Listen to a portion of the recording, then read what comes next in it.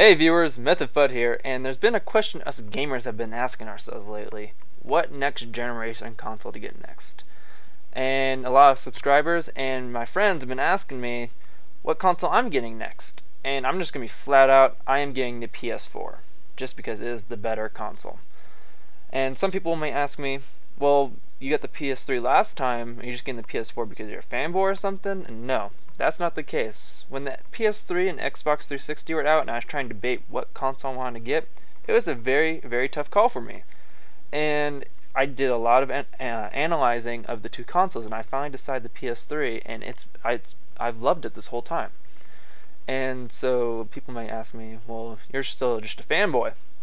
That's not the case at all, because when it comes to computers or phones, I will always tell people to get Windows 7 for your PC or Windows 8 for your phone operating system. And so I love Microsoft when it comes to those aspects, but in this gaming industry, they've been kind of sucking quite a bit. And so I'm just going to go into detail of all the different reasons why I am choosing the PS4 over the Xbox One. And the first subject is hardware. So I'm just going to start saying this right now. The PS4 written on paper is more powerful than the Xbox One. The PS4's GPU clock speed is faster, which means the PS4's graphical power is ahead of the Xbox One. The PS4 also boasts a faster type of memory, GDDR5, compared to the Xbox One's DDR3. And that's a tongue twist, that's hard for me to say. To compete with that, though, the Xbox One employs 32 megabytes of ES RAM in order to help bridge that memory gap. I don't know how well that's going to work, but I guess we're going to find out in about a month or so. Or not a month. Wow, I must think it's October already. Dang. No, it's going to be a couple of months, my bad. But yeah. So it's going to be a couple of months till we figure out if that memory gap will help Xbox One's RAM compete with the PS4's. Another feature I really like about the PS4's hardware is it actually has an upgradable hard drive. The Xbox One and the PS4 both have 500 gigabyte hard drives when you first buy them out of the box. But the PS4, you can actually upgrade the hard drive, and I'm assuming it's going to be a 2.5 SATA hard drive, just like the PS3. Right now my PS3's got a 1 terabyte hard drive, which is a lot higher than any Xbox I've ever seen before. So that's a really cool feature. And another feature I really like about the PS4's hardware rather than the Xbox is that the PS4's power supply is internal rather than an external. The the Xbox One's power supply is external. So if you look at the power cord on the Xbox One, there's a huge monstrous block. This block is huge. I mean, yeah, usually it's just behind your stuff, but I find it a pain having behind those blocks behind my TV and trying to keep everything organized because I like my cords organized. The PS4 actually has the power supply internally. So when you look at the power cord, it's just a plain cord. And that's really cool. I find that awesome considering the fact that the PS4 is actually really small compared to the Xbox One. I'm surprised how the PS4 has so much power, but yet like half the size of the Xbox One. I just find that amazing. Another thing I like to talk about are the controllers. This is a very debatable subject, so I won't get too much into this department, so I might leave out a few features here and there. But personally, I find the PS4 really cool and a lot better than the Xbox One's controller. The PS4 now has a touchpad instead of the start and select buttons. I haven't really got to see too much of it, but you got a lot of cool finger gestures and to bring up menus and whatnot for the PS4, which I find really cool. You also have a really cool share button on the PS4, so if you click that, and then you can start sharing all your gameplay to the world, to your friends, YouTube subscribers, whatever, so everyone can see what you're doing in what game live. And I find that really cool that you can share all this cool stuff with people. And also the PS4 controller, or DualShock 4, is reshaped to fit your hands better. I personally have not got to hold it, but from what I've read and seen and heard from others, they say it fits your hands a lot better than the PS3's DualShock 3 controller. And yeah, it's lighter too, I think they said, which is really cool. And this is going to be one thing that people will really love about the PS4 controller now, is that the triggers are now curved so your fingers don't slip off. So they're kind of curved like the Xbox 360's or Xbox One's triggers. So that's a nice feature instead of having to buy those little rubber grips to prevent your fingers from slipping off. So that's a new feature. The Xbox One has some new improvements as well. They made it smaller, and they also fixed the D-pad because people really had issues with the D-pad on Xbox 360, and I personally thought it sucked too. It was like a circular D-pad like thing. It was not a good D-pad, and it sucked. And sometimes you meant to hit one way, you hit diagonal or up or something, and it sucked. And this is one thing where I think the PS4 DualShock 4 controller outshines the Xbox 360's controller, or not 360, Xbox One's controller, is that the PS4 still has a rechargeable battery. I do not know what Microsoft was thinking here. I mean, this is just outrageous, I think, that they are still using AA batteries. I mean, that sucks having to take out the batteries, replace them when they're dead, and then plug it back in, put the batteries back in. I mean, yeah, now there's not a huge lump on the back of the controller like there was in the Xbox 360 because the battery compartment's actually inside the controller. But still, who wants to sit there and change batteries every time they die? Not only does that cost money, but it's time. The PS4's battery is rechargeable, and usually I've never had to replace the battery on a PS4 controller, PS3 controller, but people do complain like, oh, well, changing the battery out is a lot harder. False. It only takes about 5 minutes. There's like 5 screws on the back of the controller. You take the back off, the battery's right there. There's a little clip, you undo the clip, take the old battery, throw it away, put the new battery in, and then put the back of the PS3 controller back on, screws in. That's it. It's like a 5-minute job. Not that hard. I'd rather do that once, which I've never had to do, rather than go and buy AA batteries all the time and replace them. It's funny watching my roommate play Halo and his controller dies. I mean, it sucks. Who wants to sit there and change out the batteries? No one does. So I don't understand what Microsoft is thinking there. But on to the next subject. And this is another very debatable subject in my opinion. That is Kinect 2.0 versus the PS4i. And see, this is a very debatable subject because a lot of people praise the Kinect at the same time they really hate it. Yeah, it is a really cool technology. But I personally think that the PS4i is better. One thing I don't like about the Kinect 2.0 is that Microsoft, they were originally cramming it down our throat. I mean, who wants to sit there and be forced to have the Kinect plugged into your Xbox One and have it on 24/7 watching everything? I mean, to me, that personally was not a big issue with me because I care less. If I did have an issue, I'd probably like find a little develop a little thing that I could just flip over the camera when I'm not playing the Xbox and no one could be, in quotations, watching me. But yeah, people were really upset about that, and what really upset me is the fact that you actually had that plugged in. Let's say the Kinect broke or you didn't want it plugged in and you didn't have space for it, you can't use your Xbox One without it plugged in. So I don't think that's smart. I thought it was stupid.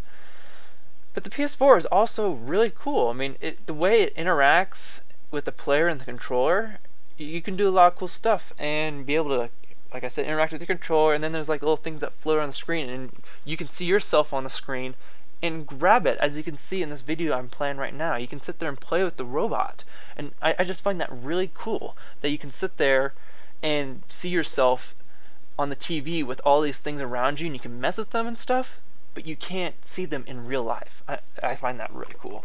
And the PS4, I'm not really sure what it's called, but I find that really cool. Another thing actually, no, I'm not going to go too much in this subject, like I said. But on to the next subject. The next subject is online subscriptions. There's 2 online subscriptions. There's PS4's PlayStation Plus, and then there's Xbox's, Xbox One's, Xbox Live. That's weird me saying, I don't know why. But the PS Plus, or PlayStation Plus, is better. I don't care what anyone says about it, it is better. It is cheaper. It is $50 a year versus Xbox Live's $60 a year. I mean, it's only $10, but I don't care. I'm a college student. Every $10 in my wallet, I will freaking praise till the end of the world because I can buy myself an extra like 10 candy bars. $10 is a lot to me. And another thing that I find really cool about PlayStation Plus is that it has a better free game selection. It always has. I know Xbox recently started like giving out free games, or I don't know when. I can't remember when, but I know they started doing it. And I think it's like what, 2 games a month or something like that. Come on, Microsoft. Sony has it. See, they have a monstrous list and monstrous game selection where you can sit there and get free games. And I'm always playing a new game, because I don't have to work. There's always a new game to play. There's always games to play with PlayStation Plus, and I really enjoy PlayStation Plus. But then here's the thing that some Sony fanboys are going to get really kind of distraught about, is that PlayStation Plus now requires you to play on. You need PlayStation Plus to play multiplayer games online. That is it. All the other features that you have, and you can play. You can play games offline. You don't need PlayStation Plus. You can do all the sharing, all that stuff. You do not need PlayStation Plus, which is cool. The PlayStation Plus is only for multiplayer, which I don't mind paying $50 at all, anyways, because that will help pay for the server costs. And they can get better servers. It's a win-win scenario, I think. I don't mind paying $50 for a better service, even though the PlayStation Network wasn't bad to begin with. I don't mind donating a little bit of money. But yeah, that's just me. But now on to the next subject, which is the online features. They both have Netflix, Hulu, web browsing, game recording, DVR, yada yada yada. But here's the big difference between the two. Is that the PS4, you have free access to all these features. You do not need PlayStation Plus to get access to them. So if you're a Netflix member, you can just open up the Netflix application on the PS4 and watch Netflix. You just sign in and watch Netflix. The Xbox One, though, you must pay for Xbox Live to have access to these applications. I don't know what Nimrod thought of that at Microsoft, but that is the dumbest thing I've ever heard. If you're a Netflix member, you should be able to watch Netflix whenever you want. You shouldn't have to pay for another subscription of something to be able to watch it. That's just stupid. So for someone that's an offline gamer and buys an Xbox One, he can't watch his Netflix on his Xbox One. That's just dumb, I think. It makes no sense to me. Horrible. I don't know. I don't even know what to think right now because it's just so dumb.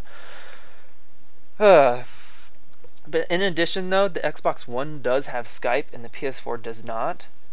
But then again, you still have to have Xbox Live to use Skype.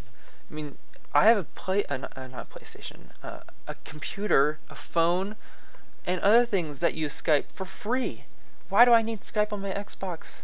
And why should I have to pay for it if it's free on PC and my phone and stuff? That makes no sense. Again, I don't understand what they're thinking. Xbox One to me is just a fancy cable box, because if I were to get an Xbox One, it benefit me in a way is a fancy cable box. And to be honest, my Wii U is a fancy cable box as well, and it's cheaper. I mean, yeah, it doesn't quite do as much as the Xbox One, but yeah, it's a cable box. And I already got a cable box. I don't need to spend $500 on a fancy cable box from Microsoft. And that is it. I think it's so weird they have to pay for all this, for Xbox Live to use all these applications. That's weird to me. But what can I do? I can complain and not buy their product, and that's their loss. But here's one other feature that's online that the PS4 has, which I do not believe the Xbox will get because they don't have Gaikai. But the PS4 can stream gameplay live, and you do not need PlayStation Plus. With that share button on that controller, you can start sharing your live multiplayer gameplay or single player or just cool stuff you do in games to the whole world. And to me, that's awesome, especially since I try to get on YouTube, but it's hard for me to make videos all the time. So, yeah, this is a very neat feature for me, so I can actually have time when I'm playing to show the world my stuff, and I find that really cool. And then, here's the thing that people really care about, and that is the games. Xbox One, they have a pretty good lineup of games. They have Killer Instinct, Rise, Son of Rome, Forza Motorsport 5, Dead Rising 3, and Titanfall or something like that. Those are the ones I can think off the top of my head. Yeah, it's a pretty good, decent game list. But the PS4's game list makes that look very just decent. PS4's game list is just outstanding. It makes me drool right now. I'm thinking about it. And to start this game list, they have Drive Club, which is an exclusive. Excuse me. It's a sweet new driving game or racing game that's new to gamers and they've never played it before. And the best part is if you're a PlayStation Plus subscriber, you get Drive Club completely free. 100% free. It does not get any better than that. Who would complain about a free game that is completely new? I'd rather play a new racing game than a 5th version of Forza Motorsport. That's me personally, because Drive Club looks cool. But yeah, free game. I can't complain. Another sweet game that I'm really excited about for PS4, that it's exclusive first-person shooter, is Killzone Shadowfall. I played the trilogy for Killzone, and yeah, I loved every bit of it. I had nothing to complain about it. Awesome story, awesome gameplay, awesome multiplayer.